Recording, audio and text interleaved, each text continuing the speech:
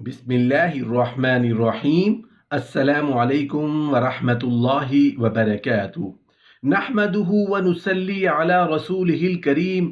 अम्मा बाद। वो आखिरी चार निशानियां जिसके बाद कयामत कायम होगी। मोहतरम नाजरीन, कुतुब अहादीस में और कुरान मजीद में मुतअद्दिद मकामात पर कयामत की निशानियों का जिक्र मिलता है। कुछ कुतुब में क़यामत की 10 निशानियों का जिक्र है तो कुछ में 20 निशानियों का जिक्र है। ये सब निशानियां अपनी जगह बिल्कुल ठीक है, क्योंकि मौका महल की मुनासबत से रसूलुल्लाह सल्लल्लाहु अलैहि वसल्लम से क़यामत की निशानियों का तज़किरा मिलता है। लेकिन आज की इस वीडियो में हम सिर्फ आखिरी 4 निशानियों की बात करने वाले हैं, जिनके बाद फिर क़यामत कायम कर दी जाएगी। मोहतरम नाजरीन, सूरज का मगरिब की जानिब से तलू होना कयामत की बड़ी निशानी है। सूरज मगरिब से तलू होने की साइंसी तौजी एक ऐसा इंकशाफ है जिसने सारी दुनिया को हैरान कर दिया है। मरीख साइंसदानों की नज़र का महवर रहा है, यहाँ तक कि ये नज़रिया सामने आया है कि सूरज की रोशनी ज़मीन के बाद मरीख पर पड़ती है, इसलिए वहाँ ज़िंदगी के आसार मौजूद हैं। सैयारा मरीख में दानिशमंदों ने जो अजीब तरीन चीज़ का मुशाहिदा किया वो ये है कि गुज़श्ता साल जुलाई के महीने में मरीख की रफ्तार अपने महवर पर मशरिक की जानिब सुस्त हो गई और आखिर में उसकी रफ्तार बिल्कुल ही रुक गई, और अगस्त और सितंबर के महीने में यह गर्दिश उल्टी सिमत यानी मगरिब की सिमत बदल गई और 29 सितंबर तक उल्टी सिमत जारी रही। माहिरीन फल्कियात का कहना है कि तमाम सैयारों में क्योंकि एक ही कसाफत पाई जाती है, इसलिए दूसरे तमाम सैयारे भी एक दिन उल्टी सिमत की जानिब हरकत करेंगे। हमारी ज़मीन सूरज के सामने मगरिब से मशरिक की जानिब घूम रही है। जबकि सूरज की रोशनी ज़मीन के अगले हिस्से पर पड़ती है तो वहाँ दिन, और पिछले हिस्से में सूरज की रोशनी न पड़ने से रात होती है।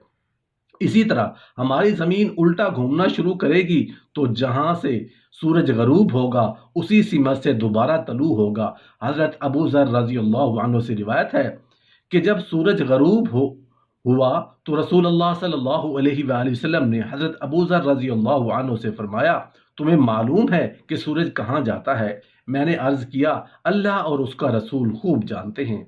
आप सल्लल्लाहु अलैहि वसल्लम ने फरमाया कि सूरज जाता है हत्ता के अर्श के नीचे सजदा करता है, फिर तलू होने की इजाज़त मांगता है तो उसे इजाज़त मिल जाती है, और अन करीब वो वक्त आएगा कि ये जाकर सजदा करेगा तो वो मकबूल नहीं होगा, और तलू होने की इजाज़त चाहेगा तो इजाज़त नहीं मिलेगी, बल्कि उसे हुक्म होगा जहाँ से आया है वहीं वापस चला जा।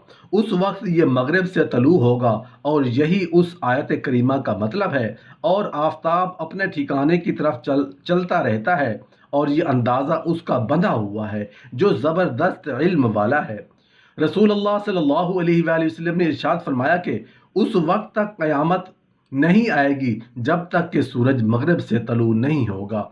फिर जब आदमी उसे देखेंगे तो सब ईमान ले आएंगे, मगर ये वक्त ऐसा होगा कि उस वक्त का ईमान लाना किसी को मुफीद नहीं होगा। ये सारी कैफियत बयान करने के बाद आखिर में रसूलुल्लाह सल्लल्लाहु अलैहि वसल्लम ने फरमाया कि आप लोग जानते हैं सूरज अपने मुत्तले से कब तलू होगा। ये उस वक्त होगा जब किसी मुतनफ़िस के लिए उसका ईमान कबूल कर लेना सूदमंद ना होगा, क्योंकि सूरज के मगरिब से तलू होने से पहले ना तो वो ईमान लाया था, ना ही अपने ईमान से किसी अच्छाई को हासिल किया था। और इसी तरह एक दूसरी रिवायत में रसूलुल्लाह सल्लल्लाहु अलैहि वसल्लम ने फरमाया, 3 चीज़ें ऐसी हैं जिनके ज़हूर के बाद किसी मुतनफ़िस के लिए उनका ईमान कबूल कर लेना नफ़ा बख्श साबित नहीं होगा, क्योंकि उससे पहले ना तो उसने ईमान कबूल किया और ना ही अपने ईमान से किसी अच्छाई को हासिल किया। वो 3 चीज़ें ये हैं: दज्जाल का ज़ाहिर होना, ज़मीन से जानवर का निकलना। हज़रत हुज़ैफ़ा रज़ी अल्लाहु अन्हु ने रसूलुल्लाह सल्लल्लाहु अलैहि वसल्लम से दरियाफ्त किया कि सूरज के मगरिब से तलू होने का निशान क्या है? आपने फरमाया, वो रात बहुत लंबी हो जाएगी, बकदर 2 रातों के। लोग मामूल के मुताबिक अपने काम काज में होंगे और तहज्जुद गुजारी में भी सितारे अपनी जगह ठहरे होंगे। फिर लोग सो जाएंगे, फिर उठेंगे, काम में लगेंगे, फिर सोएंगे, फिर उठेंगे, लेकिन देखेंगे ना सितारे हटे हैं, ना सूरज निकला है। करवटें दुखने लगेंगी, لیکن صبح نہیں ہوگی۔ اب تو گھبرا جائیں گے اور دہشت زدہ ہو جائیں گے، منتظر ہوں گے کہ کب سورج نکلے۔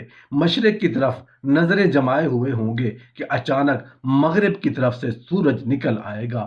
اس وقت تمام روئے زمین کے انسان مسلمان ہو جائیں گے، لیکن اس وقت کا ایمان محض بے سود ہوگا۔ ایک حدیث مبارکہ میں رسول اللہ صلی اللہ علیہ وآلہ وسلم کا ارشاد ہے، اللہ تعالیٰ نے مغرب کی طرف ایک بڑا دروازہ کھول رکھا ہے جس کا عرض 70 سال کا ہے۔ یہ توبہ کا دروازہ ہے، یہ بند نہ ہوگا جب تک کہ سورج مغرب سے نہ نکلے۔ اور فرمایا لوگوں پر ایک رات آئے گی جو 3 راتوں کے برابر ہوگی، اسے تہجد گزار جان لیں گے۔ یہ کھڑے ہوں گے، ایک معمول کے مطابق تہجد پڑھ کر سوئیں گے، پھر اٹھیں گے، اپنا معمول ادا کر کے پھر لیٹیں گے۔ لوگ اس لمبائی سے گھبرا کر چیخ و پکار شروع کر دیں گے اور دوڑے بھاگے مسجدوں کی طرف جائیں گے کہ ناگہاں دیکھیں کہ سورج طلوع ہو گیا، یہاں تک کہ وسط آسمان میں پہنچ کر پھر لوٹ جائے گا اور اپنے طلوع ہونے کی جگہ سے طلوع ہوگا۔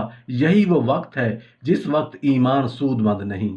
اور روایت میں ہے کہ 3 مسلمان مروان کے پاس بیٹھے ہوئے ہوں گے۔ مروان ان سے کہہ رہے تھے کہ سب سے پہلی نشانی دجال کا خروج ہے۔ یہ سن کر یہ لوگ حضرت عبداللہ بن عمرو وہ کے پاس گئے اور بیان کیا کہ آپ نے فرمایا اس نے کچھ نہیں کہا۔ مجھے رسول اللہ صلی اللہ علیہ وآلہ وسلم کا فرمان خوب محفوظ ہے کہ سب سے پہلے سورج کا مغرب سے نکلنا ہے اور دابۃ الارض کا دن چڑھے ظاہر ہونا ہے۔ ان دونوں میں سے جو بھی پہلے ظاہر ہوا اسی کے بعد دوسری ظاہر ہوگی۔